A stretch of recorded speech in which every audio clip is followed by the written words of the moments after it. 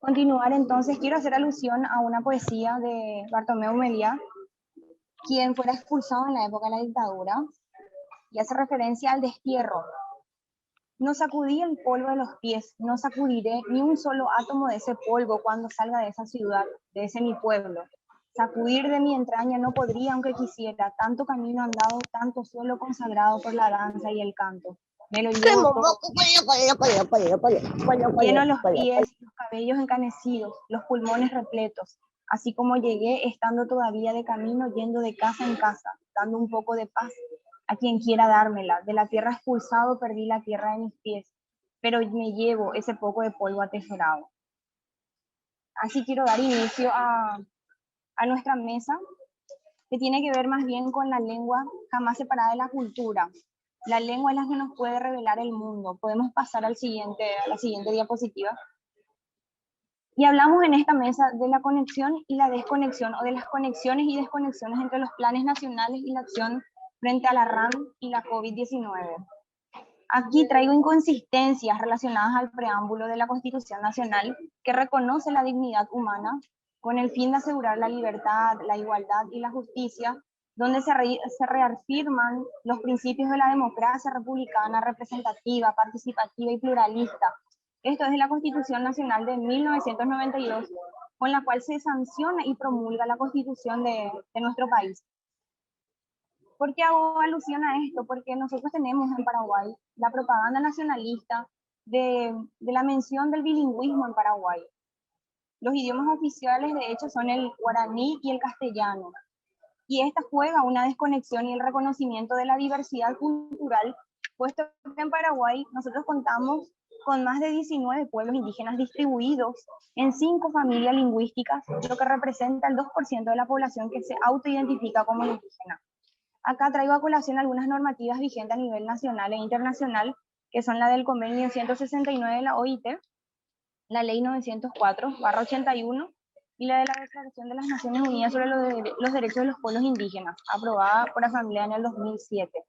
Podemos pasar a la siguiente, donde podemos ver que según datos relacionados a los pueblos indígenas en Paraguay, en el 2012, nosotros contamos con 13, en total nosotros contamos con 17 departamentos en Paraguay, de los cuales 13 están habitados por pueblos indígenas, 493 comunidades, 218 aldeas o barrios y un total de 711 comunidades, aldeas o barrios.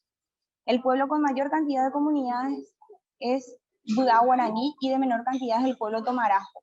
Y los departamentos que no cuentan con pueblos indígenas son los de Cordillera, Paraguarí, Misiones y Ñembucú. Hablemos pues entonces, en este sentido, cuando hablaba del riesgo de la introducción de la Constitución Nacional y en su preámbulo, de lo pluricultural versus lo que realmente se habla a nivel de discurso nacionalista, que son 2 idiomas oficiales. Entonces hablamos de un riesgo de invisibilizar a individualidades, pueblos, identidades existentes, reduciéndolas a solo 2 idiomas. Imaginemos en la siguiente presentación, imaginemos el arsenal de posibilidades que estamos nosotros invisibilizando. Podemos pasar a la siguiente. Cada lengua, cada pensamiento y las infinitas prácticas de cada una de ellas, como las prácticas culturales, están relacionadas a la gestión comunitaria, a la gestión política, a la ambiental, a la de salud, y estas están fuertemente arraigadas a la medicina ancestral, que es nuestro tema. Podemos pasar a la siguiente. Aquí, esto podemos pasar, pero son los pueblos indígenas que habitan en nuestro país, son los 19 pueblos, y están divididas en 5 familias lingüísticas, son la guaraní, la matahuayo, la samuco, lengua mascoy y guaycurú. Podemos pasar a la siguiente. Las sensibilidades, los compromisos sociales, la búsqueda, los diálogos y las actividades de ocio, recreación, deportes y tanta información que pueden ocultarse dentro del reduccionismo histórico y de las palabras no dichas, no escritas y no conversadas. Aquí vemos la diversidad que habita en Paraguay. Ven ustedes claramente acá que si bien Paraguay es conocido por sus 2 idiomas oficiales, el castellano y el guaraní, pueden ver la cantidad de pueblos que se encuentran en nuestro país. ¿Me están escuchando, verdad? ¿Podemos pasar al siguiente? Sí, se le escucha. Sí. Existe una contundente frase de Meliá, de Bartomeu Meliá, que es la existencia misma de los pueblos indígenas que son diferentes a su propia historicidad. Los guaraníes no están simplemente en una historia paraguaya mayor, sino que el Paraguay está en la historia indígena guaraní. Y esto no solo se reduce al pueblo guaraní, sino para todos los pueblos indígenas. Es decir, que anterior a la conformación del Estado-Nación ya existían los pueblos indígenas. Entonces aquí traigo a colación los problemas que están relacionados con la tenencia de tierra, y esto está relacionado directamente con la medicina ancestral y con la invisibilización de las culturas propiamente dichas de los pueblos indígenas. Entonces, la otra gran interrogante, antes de hablar de los datos que están ahí, que fueron extraídos del Censo Nacional Indígena 2012, es la gran interrogante: ¿hasta dónde es sano y constructivo indagar, publicar sobre lo no dicho y hacer que se digan para publicarlas? Sabemos que las ciencias sociales y exactas intentan superar el extractivismo del conocimiento y de las prácticas ancestrales. Este trabajo será indispensable para la reivindicación de profesionales buscadores y comprometidos por un mundo más justo, más digno, más humano y de todos los seres vivos que habitan este mundo. Entonces, la conformación del Estado-Nación no siempre fue muy amable, más bien violenta con los conocimientos y prácticas ancestrales, populares, locales. La acción más violenta puede visualizarse en los problemas con relación a la tenencia de tierra, que según los datos del Censo Nacional Indígena del 2012, de las 493 comunidades indígenas, 47 declararon problemas con relación a la prestación o alquiler de la tierra a terceros, 42 declararon apropiación indebida de empresarios, 31 manifestaron invasión de campesinos, 23 con superposición de títulos y en menor medida otras dificultades. ¿Por qué traigo a colación la relación que existe entre el problema de la tenencia de tierra con la medicina ancestral? Porque sin tierra no hay medicina ancestral. El acceso al territorio de los pueblos indígenas es fundamental para que puedan desarrollarse las prácticas ancestrales, culturales de los pueblos. Sin tierra no hay acceso al agua. Sin agua no existe nada de lo que pueda soñarse. Entonces, en el territorio de los pueblos indígenas, sabemos muy bien que se desarrollan la vida social, la vida ambiental, la política, es decir, toda una vida cultural y la vida misma. Entonces, mucho ojo y cuidado con respecto a la conformación del Estado-Nación. Los pueblos indígenas ya existían en este territorio mucho antes de la formación y organización del Estado paraguayo. Hago colación, yo sé también que en otros países cercanos se da la situación parecida. Entonces, la geografía de una comunidad es la piedra angular de la existencia de estos pueblos indígenas, ya lo decía Caroline Ward en su texto. Entonces podemos pasar a la siguiente presentación, donde hablamos de las riquezas que estamos invisibilizando, y de esto ya hablaba la gestión política, la gestión comunitaria, la ambiental y la salud, que están arraigadas en un territorio y en su relación con la medicina ancestral. Siguiente. Eso también ya mencioné, podemos seguir. También podemos seguir con respecto a la práctica ancestral. Estos son datos extraídos del censo, de los resultados del Censo Nacional Indígena realizado hace 10 años atrás. Para el año que viene tenemos previsto de vuelta el Censo Nacional Indígena en Paraguay. Y algunos datos con respecto a las prácticas ancestrales de curación. Una gran parte de las comunidades, aldeas y barrios indígenas en el Paraguay mantiene vigente la práctica ancestral, por ejemplo, como mantener la salud y tratamiento. En ese sentido, 512 comunidades, aldeas o barrios mencionaron que realizan estas prácticas, que equivale al 72% de la población. Las enfermedades, entre las formas y prácticas de curación realizadas con mayor frecuencia se destacan el uso de las hierbas medicinales, el rezo, el canto y el sueño, el humo, la succión, soplo o fricción. Estos son datos extraídos del Censo Nacional, como mencioné anteriormente. Podemos continuar con la presentación.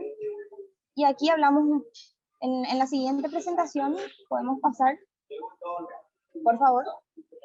Aquí hago traigo a colación las majestuosas ollas populares, el Karú Guazú, que se dio en tiempos del COVID, en tiempos de pandemia, iniciaron en el 2020. Las ollas populares y el Karú Guazú se hizo majestuosa en términos de solidaridad de los barrios a nivel urbano y de comunidades a nivel rural. Acá podemos ver recortes de diarios de diferentes medios, también de la FAPI, donde habla de las comunidades indígenas enfrentan la pandemia en medio de una realidad golpeada por el hambre, la discriminación y la falta de agua. En realidad, estas situaciones fueron agravadas con la pandemia. Esto ya venía siendo una constante en Paraguay. Más bien se agudizaron con la pandemia. Y podemos seguir. ¿Cuánto me queda de tiempo? 2 minutos, compañera. Bueno, genial. Bueno, la siguiente, tenemos aquí un relato. Nosotros no tenemos miedo del coronavirus. Lo que nos da miedo es lo que está pasando en nuestras comunidades ahora y cómo vamos a terminar. Lo que nos da miedo en ese decreto del gobierno que prohíbe salir de la comunidad, porque desde entonces muchos se quedaron sin trabajo y tampoco el gobierno nos dio respuesta ante el hambre, la falta de agua y la necesidad que hay en la comunidad.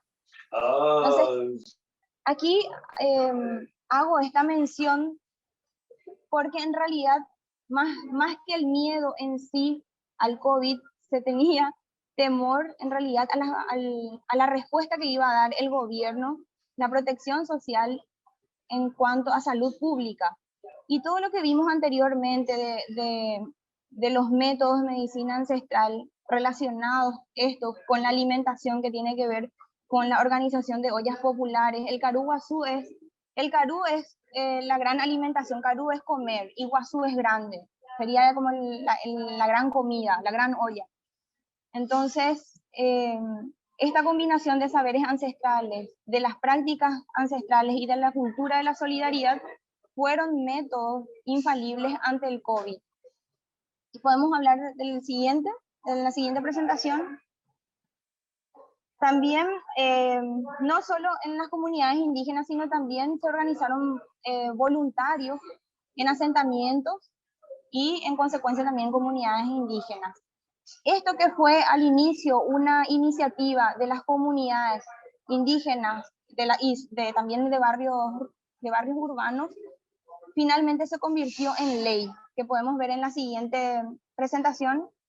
Esta iniciativa se volcó a una ley con presupuesto, donde el gobierno tuvo que, presionado por el ambiente y por la organización y la solidaridad de la colectividad, tuvo que financiar las ollas populares. Y finalmente, tenemos una última presentación. Por favor, si me puedes pasar la última. La red solidaria es la mejor medicina ancestral ante cualquier pandemia.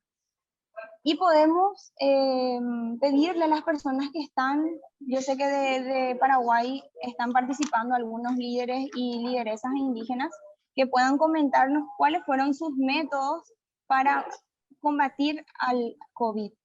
No sé si hay un tiempito, esos 2 minutos que me quedan. No, ya estamos en el tiempo. Bueno, entonces agradecida por el tiempo y ya en el debate podemos seguir hablando. Y muchísimas gracias por el tiempo. Correcto. Motivamos entonces para quienes están nos están viendo para que también puedan preparar sus preguntas y las puedan compartir por el chat. Vamos a recibir a Damaris Sánchez.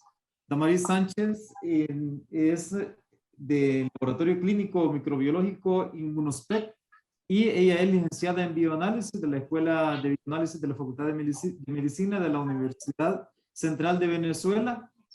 Es coordinadora del proyecto colaborativo de estudios en resistencia y diferentes acciones sobre participación en formulación y ejecución de convenios de cooperación técnica entre Venezuela y Argentina en la vigilancia de mecanismos de resistencia bacteriana a través de la OPS. Es integrante del comité directivo para la contención de la resistencia de los antimicrobianos. Y bueno, ella también ha estado en el tema de la vigilancia epidemiológica de la meningitis y neumonías y es coordinadora del programa de calidad externo de bacteriología en Venezuela. Entonces ella nos va a compartir sobre la trascendencia versus la realidad de la vigilancia comunitaria en hospitales básicos de la resistencia bacteriana a los antimicrobianos. Tiene 10 minutos, Damaris. Bienvenida. Buenos días. Primero que nada, claro que ya no estoy encargada de ninguna de esas funciones de coordinación, porque eso se lleva a través del Instituto Nacional de Higiene, que es el centro de referencia nacional en mi país, que se encarga de llevar esas actividades, y ya yo no pertenezco a ese instituto. Vamos a ir subiendo mi conferencia. No sé qué hice. Ahí se observa ya su... Sí, ¿se ve la presentación? Yo no la veo. Ah, perdone, esta parece ser la de Ruth, ¿verdad? No, Sí. ya la presentación puesta, sí. Pues no sé qué... Es la suya, Damaris. Si le puede dejar de compartir pantalla y nuevamente intentar compartirlo. No logro llegar. Si gusta, como... Ya vi. Ya. Ya. Compartir pantalla. Aquí está. Cuando le doy compartir pantalla, me saca.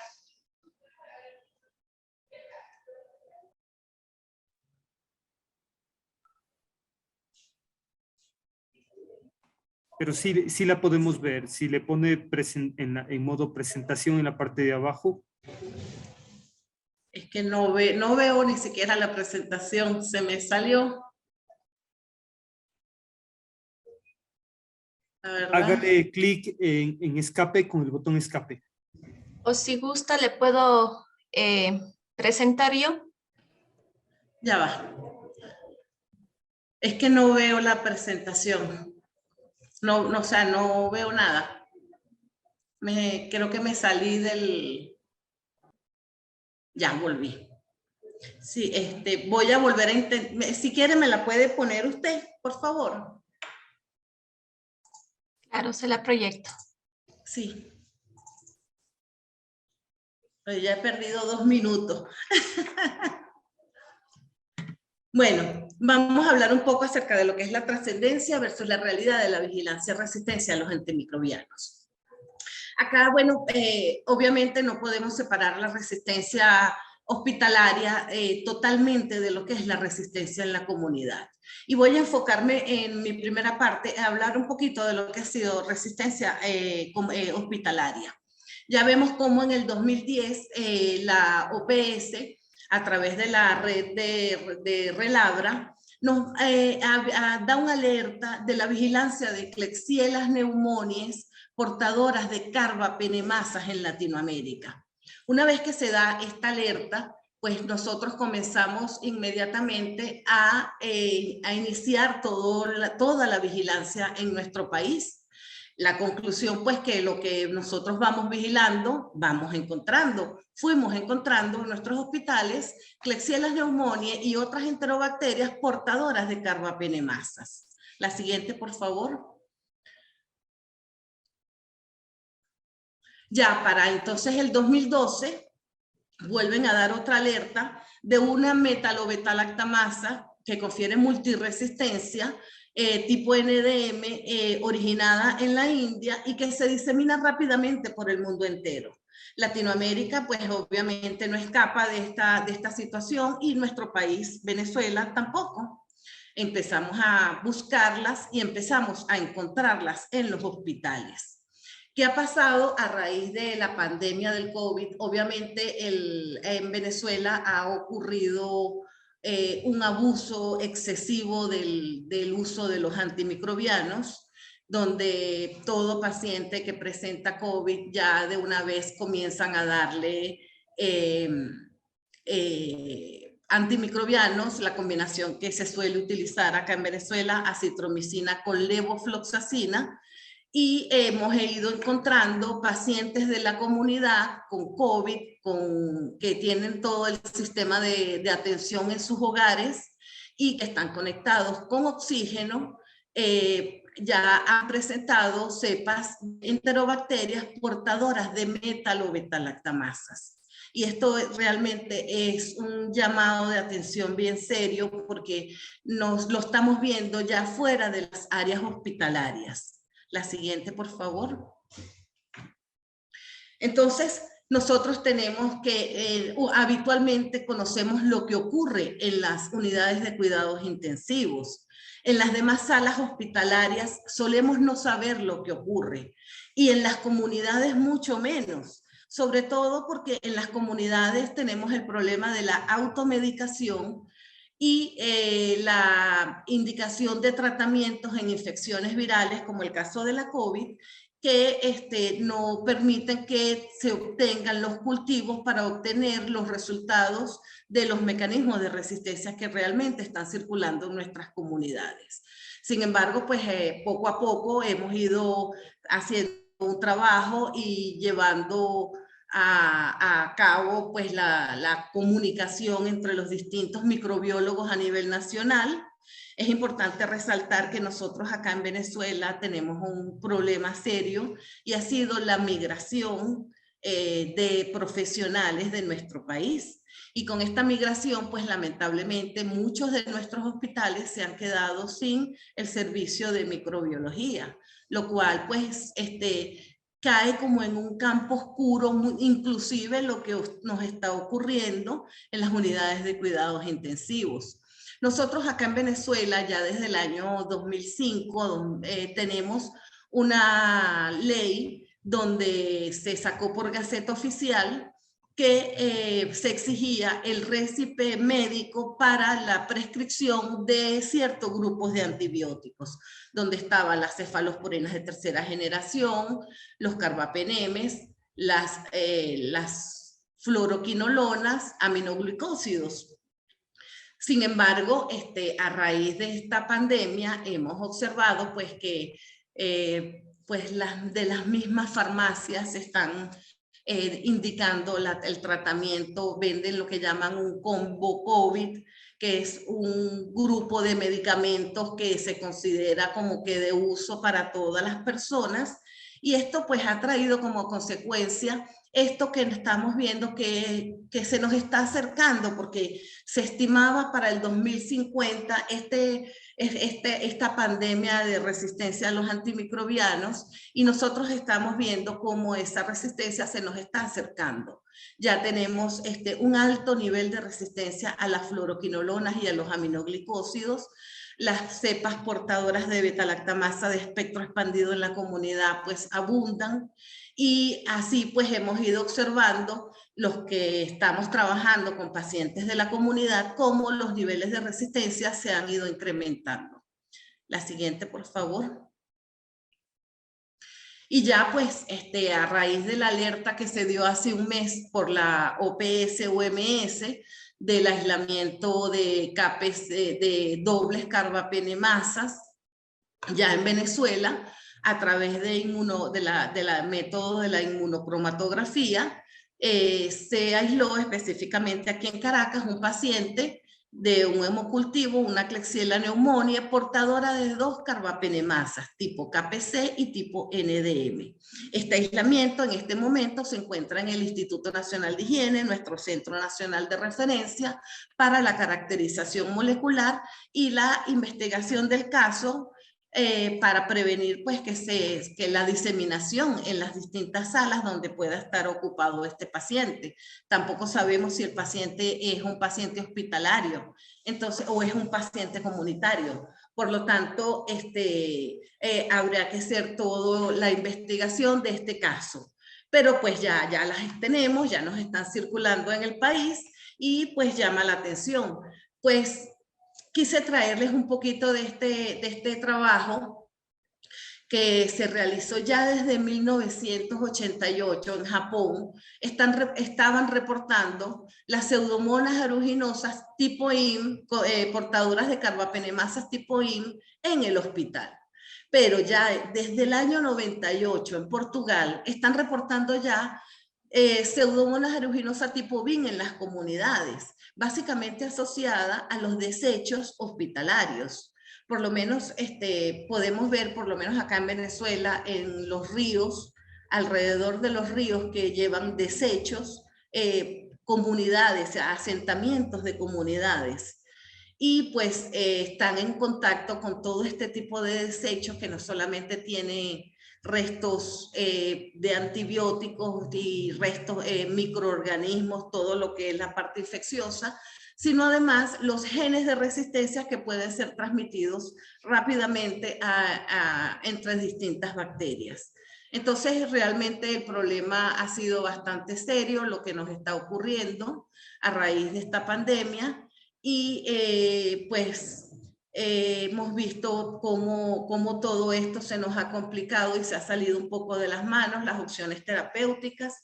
Lamentablemente en Venezuela no contamos con los antibióticos de nuevas generaciones que han salido al mercado, y pues los antibióticos que tenemos en uso, pues muchas veces no tenemos opciones terapéuticas para nuestros pacientes. Ya reciente tuve un paciente con una pseudomonas aeruginosa, paciente con oxígeno en su casa, con una pseudomonas aeruginosa, con una portadora de una metalobetalactamasa tipo BIN, con alto nivel de resistencia a todos los antibióticos probados. Solamente sensible a colistin y a la colistina, y pues lamentablemente en nuestro país la colistina no es un antibiótico que se consiga fácilmente, ¿ok? Porque desde hace muchos años fue sacada de los listados de antibióticos a usar por el Ministerio de Salud. La siguiente.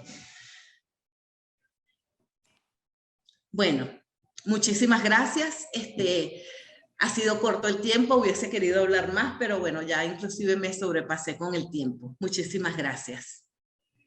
Muy bien, gracias, Damaris. Bueno, creo que es interesante los elementos que nos compartes sobre cómo esta pandemia por COVID ha acelerado este proceso de resistencia bacteriana, el cual ya estaba previendo para más tiempo y ahora pues se nos acerca. Creo que es una interesante reflexión que tendremos que hacer en los comentarios. Bueno, vamos a recibir ahora a Anselmo Cancino, de la Unidad de Promoción de la Salud, de la OPS-OMS. Él es trabajador social y magíster en Política y Gobierno. Es académico de la Escuela de Medicina de la Universidad de Santiago de Chile y de la Escuela de Posgrado de la Facultad de Medicina de la Universidad Católica de Maule, en Cátedra de Promoción de la Salud, jefe también de Promoción de la Salud del Ministerio de Salud en Chile durante el periodo 2014-17. Presidente de la Red Latinoamericana y del Caribe de Gestores de Promoción de la Salud durante 2016-17, e integra la Unidad de Promoción de la Salud y Determinantes Sociales de OPS Washington. Entonces, bienvenido, nos va a hablar sobre lecciones aprendidas de la participación comunitaria en salud durante la COVID-19. Adelante, Anselmo. Okay, muchas gracias. Gracias por este espacio, gracias por haberme invitado y felicitar la iniciativa de este gran movimiento que se está constituyendo, ¿cierto?, en la región, de carácter local, cultural, territorial, como se ha visto hasta ahora. Así que mis sinceras felicitaciones a los organizadores de este importante espacio. Voy a ir de inmediato, porque el tiempo es limitado, a compartir mi presentación.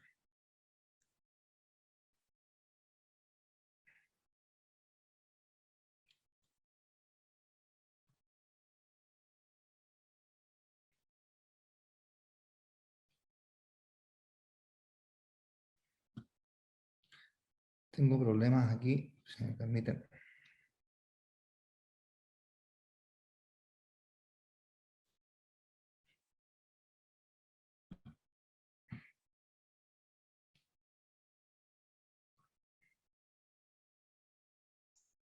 Doctor, o si desea, ¿puedo ayudarle compartiendo la presentación?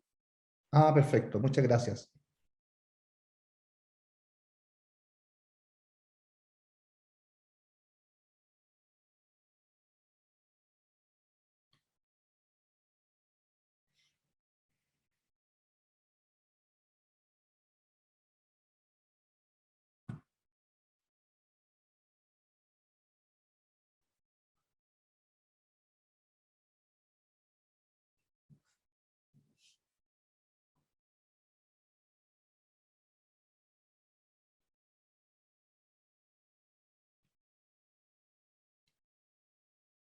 Ya, perfecto. Se logra visualizar, ¿no? Adelante. Ya, pues bueno, perfecto. Bueno, yo básicamente he estructurado esta presentación en 3 grandes momentos. Lo primero es revisar y reflexionar un poco sobre los marcos conceptuales que estamos utilizando, considerando para la participación social en salud. Es decir, cuáles son aquellos procesos sociales, políticos que hacen que efectivamente existan comunidades empoderadas, en este caso, frente a la resistencia a los antibióticos. La participación social y comunitaria desde promoción de la salud, porque ese es mi ámbito de disciplinario, digamos, y de desempeño desde la OPS Washington, y algunas lecciones aprendidas en la COVID-19 respecto a la participación comunitaria, que básicamente, quiero ser muy honesto, nace de mi experiencia como director de salud de una comuna del Gran Santiago de Chile, en ese entonces, con niveles de vulnerabilidad muy altos, y por lo tanto, en esa experiencia de trabajar justamente con las comunidades, yo traje allí algunas lecciones aprendidas que voy a compartir con ustedes. La siguiente, por favor. Lo primero que quiero señalar es que ya nuestra compañera Ruth Osorio planteaba de la visión de los pueblos indígenas.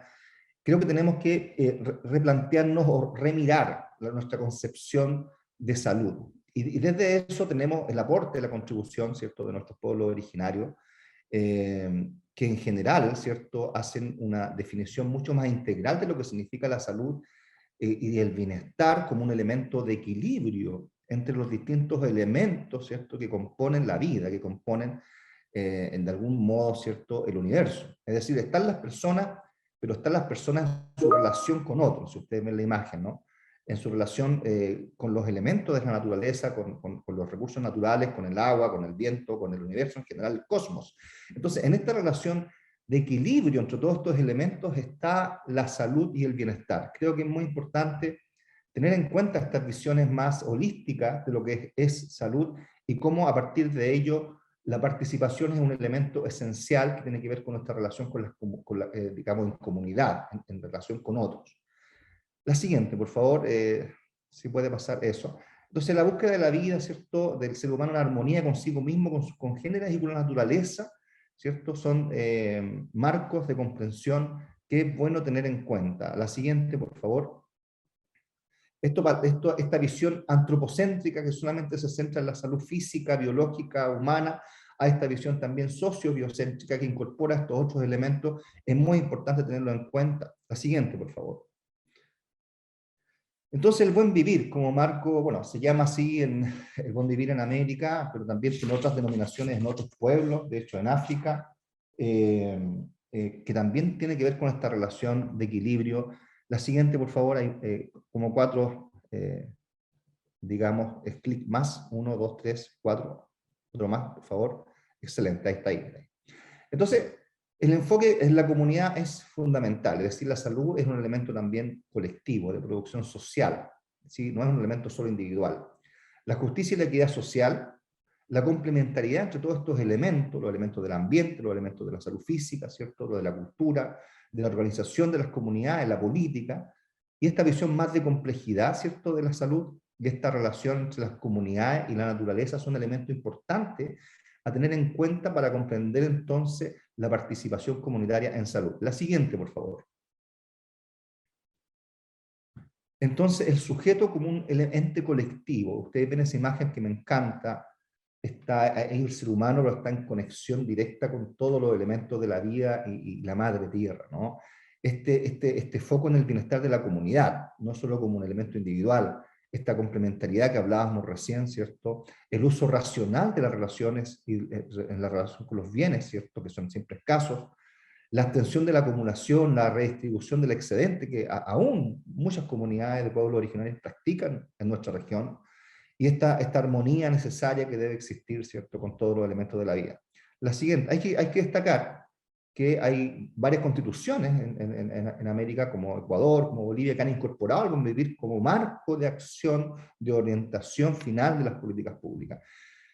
Lo otro que quiero señalar es que desde promoción de la salud también tenemos un marco conceptual para comprender entonces la participación, es decir, la promoción de la salud es el esfuerzo colectivo por llevar la vida humana a un plano de dignidad en aquellos escenarios, ¿cierto?, donde se realiza la vida. ¿Cuáles son esos escenarios? Son los escenarios de la decisión política, son los escenarios de la creación artística y cultural, son los escenarios diversos de la vida cotidiana. Es decir, cómo sacamos la salud de esta visión biomédica, ¿cierto? Hospitalocéntrica, y la ponemos entonces en aquellos lugares donde acontece la vida, ¿cierto? En las manos de las personas, ¿cierto? Como un elemento de cambio de bienestar, no solo de superar enfermedades, ¿no? Y cómo reconocer también que existen muchos otros actores que tienen también roles activos respecto de lo que significa producir salud y bienestar. Por lo tanto, esto es directamente participación. Promoción de la salud no existe sin participación activa de las personas, de los grupos, de las comunidades. La siguiente, por favor. No, está mejor, Hugo, está mejor. Promoción de la salud también considera desde la Carta de Ottawa. Este es un tema que tiene un correlato histórico, ¿cierto? No estamos recién hablando de la importancia y de lo esencial que es la participación. Es un elemento central que tiene que ver no solamente con desarrollar habilidades y competencias de las personas para que se hagan cargo de su salud, sino que también con acciones políticas sobre los entornos sociales, económicos, ambientales, y eso se hace con participación social fundamentalmente. La siguiente, por favor. Quiero señalar de que hoy día existe la estrategia regional, ¿cierto?, de acción sobre promoción de la salud en el marco de los ODS, el 2019-2030. Esta estrategia de promoción de la salud considera como un elemento transversal la participación social en todas las estrategias específicas de promoción de la salud, ¿ya? En entornos saludables, ¿cierto?, en la relación de empoderamiento con las comunidades, en el trabajo intersectorial, ¿cierto?, en la orientación de los servicios de la salud hacia promoción y prevención de la salud, ya en distintos niveles de actuación. La siguiente, por favor. Por lo tanto, esta línea privilegia, ¿cierto?, la relación, o sea, la necesidad de identificar el liderazgo, de trabajar con activos comunitarios, es decir, la comunidad también tiene recursos que puede poner a disposición, lo que significa lograr y obtener salud finalmente. Y no solamente son destinatarios finales de nuestras acciones, beneficiarios de la acción de la República, son también activos, protagonistas en el proceso de la salud y la enfermedad. Entonces, ¿cómo se crean estas oportunidades, ¿cierto? También hay un deber de los gobiernos de que las comunidades tengan acceso también al plano de las decisiones, ¿cierto?, que tienen que ver con estas capacidades. Y la educación para la salud, que ha sido un elemento destacado en promoción de la salud durante muchas décadas, es un elemento más. Nosotros necesitamos también empoderar, entregar herramientas, habilitar con conocimientos y habilidades específicas para la participación social. La siguiente, por favor.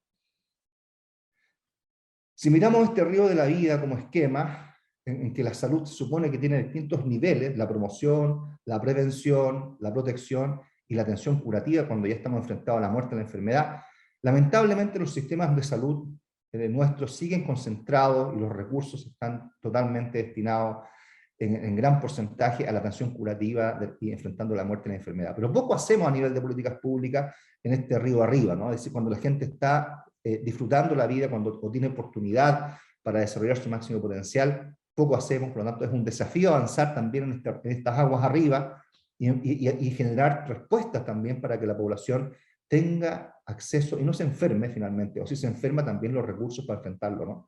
La siguiente, por favor.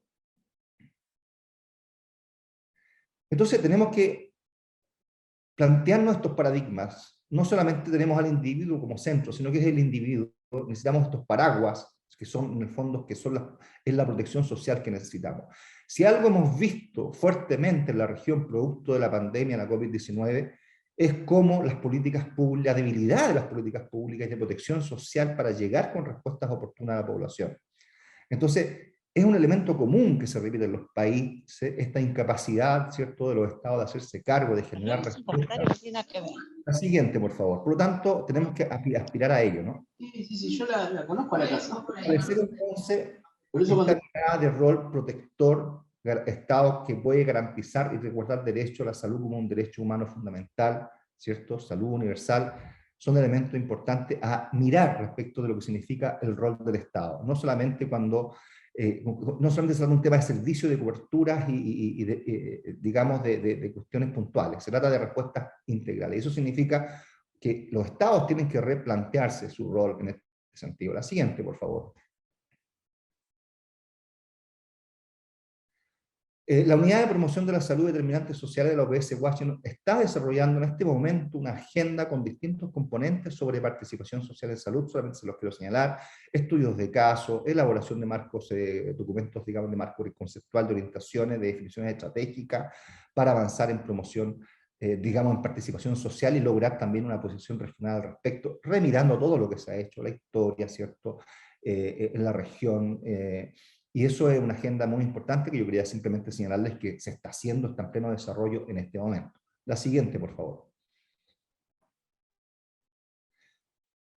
Un gran aprendizaje en participación, y cuando hablamos de empoderamiento de las comunidades, es que la participación se logra en los niveles altos, digamos, de empoderamiento de las comunidades, es decir, desde lo vinculante a la cogestión. Es ahí donde realmente las comunidades pueden ejercer poder, y es ahí donde se genera el empoderamiento. No en esta perspectiva de la participación consultiva o informativa, en que nosotros simplemente entregamos elementos, ¿cierto? Entregamos elementos educativos, por ejemplo. No, eso no es suficiente. Un gran aprendizaje es que el empoderamiento de las comunidades se produce cuando las personas tienen acceso al espacio de decisión.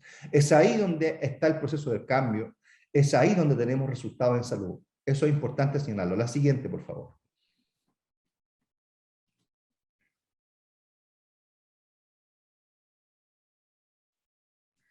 Otro gran aprendizaje es que cuando nosotros decidimos, digamos, como actores del sector salud, ir a la comunidad, no siempre miramos todos los otros actores que están en la comunidad y que eventualmente pueden tener un papel relevante. Es un elemento importante mirar cuáles son los otros actores, ¿cierto?, políticos, institucionales, sociales, que están en el territorio y que eventualmente tienen algo que hacer, o eventualmente un liderazgo también que cumplir. Es importante aquello. La siguiente, por favor.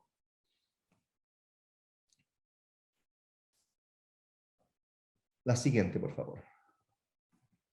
Otro gran aprendizaje es que necesitamos también tener esta mirada, ¿cierto?, en que la comunidad está al centro, y hay distintos actores, ¿cierto?, que están ahí presentes. Es decir, esta visión global de lo que significa el trabajo comunitario. Identificar todos aquellos actores que puedan tener un liderazgo. La siguiente, por favor. Entonces, esto implica ceder poder. Desde el sector salud a veces cuesta mucho renunciar al poder y al control. Esto lleva generalmente al desgaste de los equipos. Nosotros tenemos que evolucionar en este concepto en que el centro de salud no es el centro de todo el quehacer, ¿no?, de todo este universo de trabajo comunitario. La siguiente, por favor. Tenemos que migrar a una definición en que los ciudadanos están al centro y su red social comunitaria, y centros de salud son un elemento más como otros servicios que existen en función de la ciudadanía y las personas y las comunidades. La siguiente, por favor. Para ir concluyendo. La siguiente, por favor. Lecciones aprendidas entonces en contexto COVID. Primero, nos enfrentamos al surgimiento de nuevos liderazgos situacionales producto de la pandemia. Es decir, existen nuevos liderazgos, lo que es una oportunidad también de alguna manera renovar, ¿cierto?, la representación social y comunitaria en las comunidades. Creo que eso es bueno considerarlo y ganar estos nuevos liderazgos para el quehacer de la salud pública. Lo otro que es importante es el rol que han jugado líderes, delegados, ¿cierto?, agentes comunitarios en distintos procesos de cuidado, sobre todo cuando el Estado le ha costado mucho llegar con respuestas concretas respecto a lo que significaba la pandemia, el proceso de trazabilidad, ¿cierto?, de contactabilidad, ¿cierto?, todo lo que significó aquello, ¿no?, el aislamiento de personas, ¿cierto? Los líderes jugaron un rol fundamental frente a la carencia de respuestas efectivas de parte del Estado. Entonces, el rol de los líderes locales en la construcción de nexos con la acción sanitaria o de la atención primaria o incluso secundaria y terciaria ha sido fundamental en este tiempo. Lo otro que es importante, cómo la información epidemiológica incluso se ha podido analizar desde el punto de vista de la estructura de los territorios, de los pasajes, de las cuadras, y cómo estos delegados, estos agentes populares inmersos en la comunidad han jugado un rol fundamental para entregar información valiosa desde el punto de vista de la toma de decisiones. Por lo tanto, el rol activo de la comunidad en acciones de difusión e intervención ha sido muy importante, sobre todo en sectores en situaciones de vulnerabilidad, por ejemplo, de brotes, ¿cierto? en que la respuesta ha estado liderada también por las comunidades, no solamente por la acción pública o estatal. Entonces, ¿cómo también los profesionales de la salud o funcionarios se han ido involucrando en estas acciones colaborativas de la comunidad, no solamente con una acción, digamos, asistencial de entregar servicios, sino cómo la comunidad es parte también activa de la construcción de esos servicios? La siguiente, por favor, y la última. Entonces, nos enfrentamos al surgimiento, ¿cierto?, también de alguna manera, dinámicas de participación que ya existían en las comunidades, que estaban en la memoria colectiva, esta memoria de la solidaridad.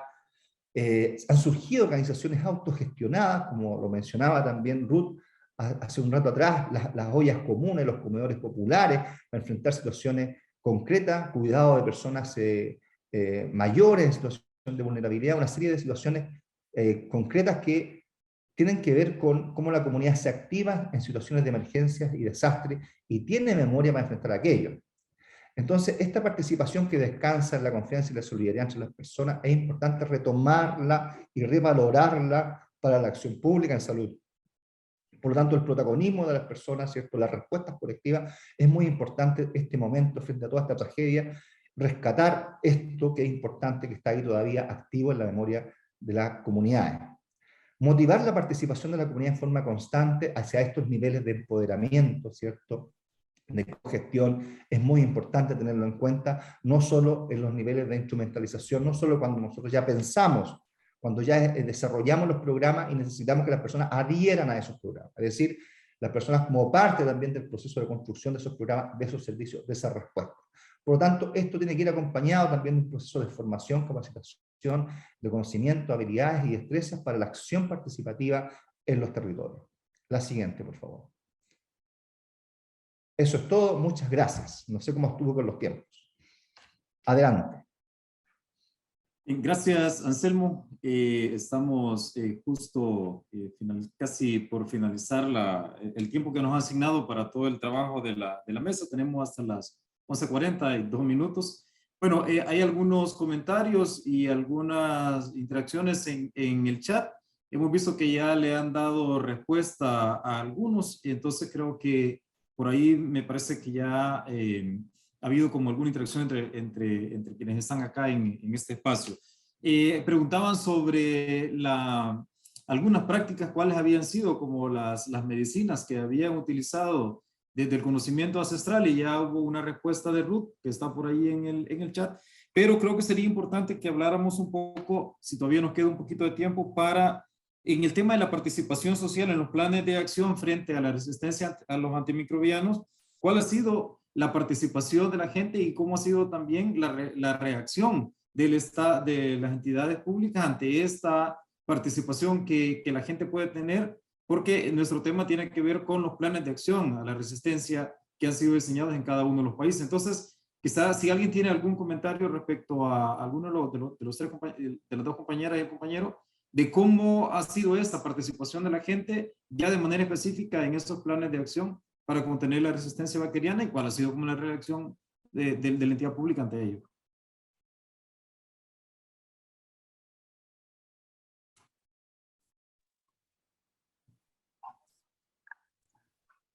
A mí me gustaría invitarle a los compañeros de Paraguay, si es que pueden comentarnos un poquito. Sé que estuvo participando Ana, Andrés, por ahí, que nos puedan comentar. Y si no, hablo yo.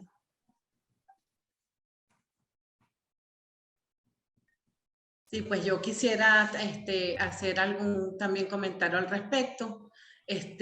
Acá en Venezuela, a la Sociedad Venezolana de Infectología, la Sociedad Venezolana de Microbiología, han venido llevando toda una actividad a través de las distintas redes sociales sobre el buen uso de los antibióticos y el desaconsejar el utilizar antibióticos en procesos virales.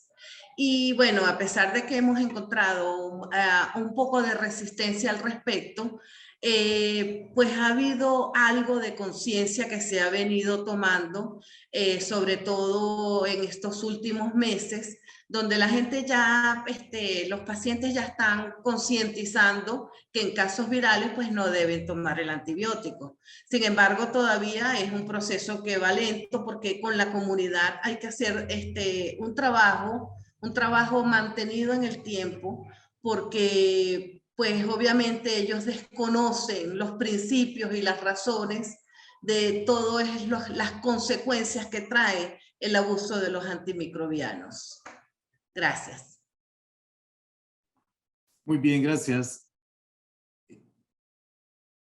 No sé si hay algún otro comentario de Ruth, o si no, porque ya estamos, creo, sobre el tiempo, pero si hay algo todavía mientras nos pasan a la... Sí, bueno, para responder un poquito sobre el uso de hierbas medicinales, acá se utilizó mucho en las comunidades indígenas el tema del apepuro, que son las hojas del apepú, que es un cítrico muy utilizado en la zona de la región oriental por sobre todo. Después está el supoperé, raíces, frutas, entre ellas están, qué sé yo, el zapallo, el maíz, la mandioca.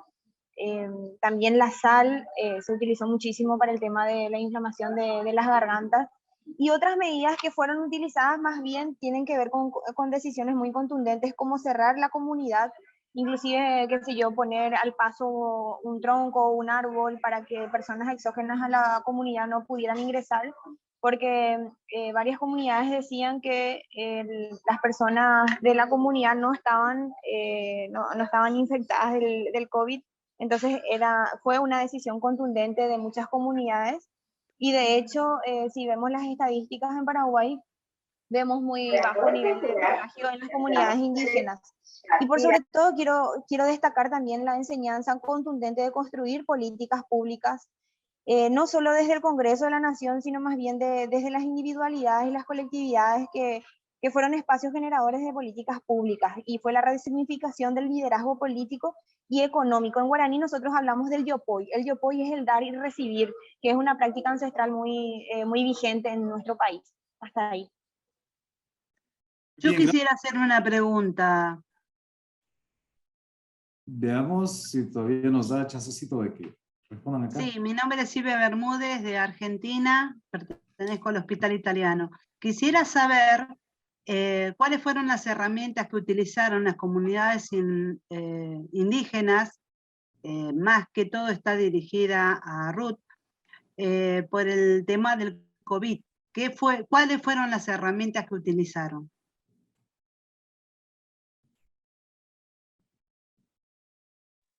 ¿A qué te referís con herramienta? ¿Me podés explicar un poquito mejor? ¿Especificar un poco mejor? Sí, me refiero a cómo hicieron para combatir el tema del contagio o evitar el contagio con respecto al COVID. Bueno, ahí hablé un poquito en la presentación más bien de 3 o 4 métodos que tienen que ver con las hierbas medicinales: el tema de la oración, el rezo, el canto, ¿verdad? Y el otro tiene que ver con otras técnicas como el humo, la succión y compañía. Y dentro de eso en realidad hay como un montón de información.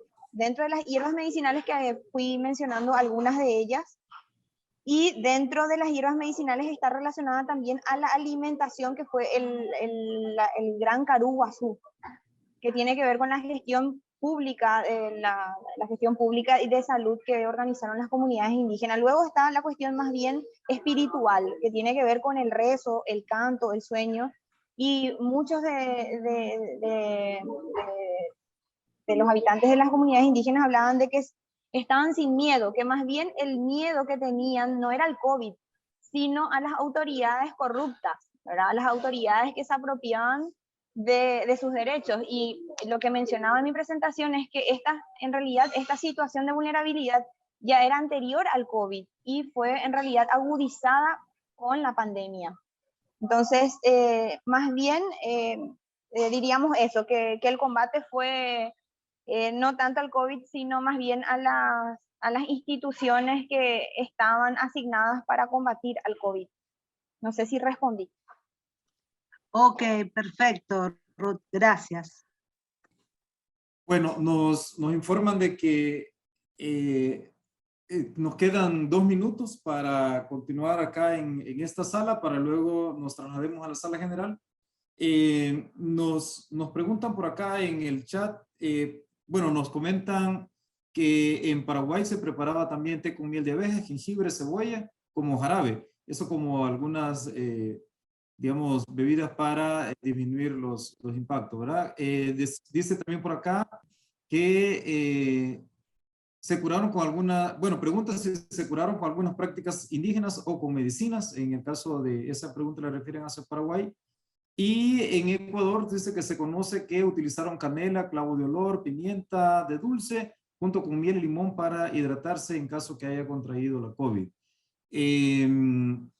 Bueno, también nos dice Marco Vinicio García que un problema serio en la pandemia fue la infopandemia, perdón, lo cual llevó a una confusión total y a la comunidad rural está esa infopandemia lo que hizo fue un aislamiento de la misma y la criminalización de las personas con COVID, y el papel de la medicina ancestral fue trascendente para contrarrestar la pandemia. Creo que ya también en parte de los comentarios que hacía Ruth nos hacía referencia a este temor que la gente ha tenido que vivir en las diferentes comunidades, y creo que es una situación bastante común en muchos de los países.